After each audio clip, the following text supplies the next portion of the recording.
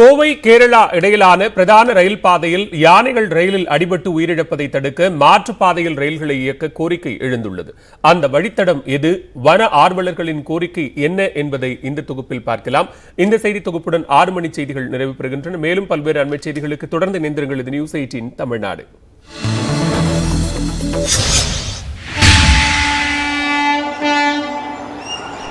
கோவையில் இருந்து மதுக்கரை, எட்டிமடை வனப்பகுதிகள் வழியாக கேரள மாநிலம் பாலக்காடு வரை ரயில் பாதை செல்கிறது.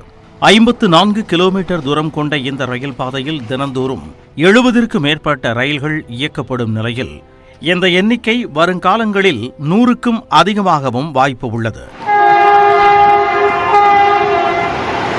இந்த வழித்தடத்தில் பகலில் 65 கிலோமீட்டர் வேகத்திலும்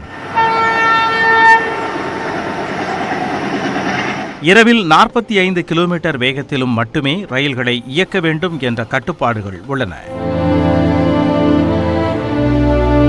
எனினும் இந்த வழித்தடத்தில்தான் யானைகள் ரயிலில் அடிபட்டு உயிரிழப்பது தொடர்கதையாகி உள்ளது. கடந்த 19 ஆண்டுகளில் 29 யானைகள் ரயில்கள் மோதி உயிரிழந்துள்ளன. இதில் கடந்த நவம்பரில் மட்டும் அடுத்தடுத்து 3 யானைகள் உயிரிழந்தன. இதனை தடுக்க பல்வேறு நடவடிக்கைகளை ரயில்வே நிர்வாகம் எடுத்து வருகிறது.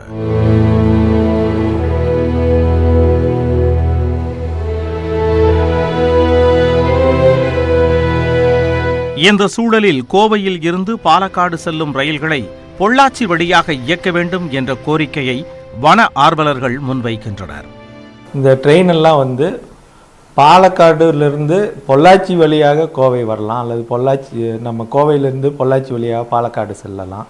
இந்த மாற்று வழி நாம் இப்போ சஜஸ்ட் பண்ணுறோம். எதுக்காகனா, இந்த மாற்று வழியில் போகும்பொழுது ட்ரெயின்கள் முழு வேகத்தில் இயக்க முடியும். இப்போ இருக்கக்கூடிய பாலக்காடு வழியில் இந்த நம்ம மதுக்கரை வழியில் போகும்பொழுது அங்கே யானைகள் குறுக்க நிற்கும் பொழுது ட்ரெயின்களை நிறுத்தி தான் போக வேண்டியிருக்கு.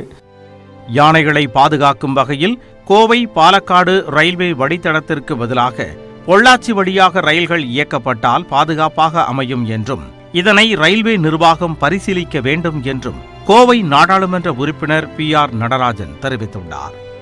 வன விலங்குகளை பாதுகாப்பது, குறிப்பாக யானையினுடைய உயிரை பாதுகாப்பதற்கான நடவடிக்கையாக ரயில்வே துறை, தென்னக ரயில்வே இதை பரிசீலிக்க வேண்டும் என்று கேட்டுக்கொள்கிறேன். பொள்ளாச்சி, நீலகிரி, ஈரோடு பகுதியை சார்ந்திருக்கக்கூடிய, பாலக்காடு பகுதியை சார்ந்திருக்கக்கூடிய நாடாளுமன்ற உறுப்பினர்களிடத்திலே கையெழுத்துக்களை பெற்று ரயில்வே துறையினுடைய உயர் அதிகாரிகளிடத்திலேயும் அமைச்சரிடத்திலேயும் இந்த விஷயத்தை எடுத்துச் செல்ல இருக்கிறோம்.